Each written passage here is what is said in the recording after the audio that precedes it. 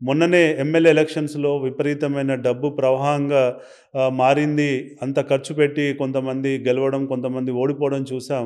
కాబట్టి మేము పోటీ చేయాలా? చేస్తే మేము గెలుస్తామా? అనేటువంటి భయాందోళనలో చాలామంది లోకల్ బాడీ లీడర్స్ ఆలోచిస్తున్నటువంటి సందర్భాలను మనం చూస్తున్నాం.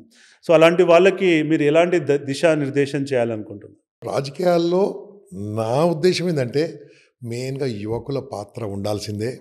ఏ దేశంలో అయితే యువత మారుతుందో ఆ దేశం మారుతుంది. ఏ దేశంలో యువత ముందుకెళ్తుందో ఆ దేశం మారుతుంది. Youth are not useless. Youth have been useless. This said by Swami Vivekananda. అవునండి. ఆ యువతను మనం వాడుకుంటలేము. యువతలో ఆ యొక్క కసి ఉంది. ఏదో చేయాలని ఉంది.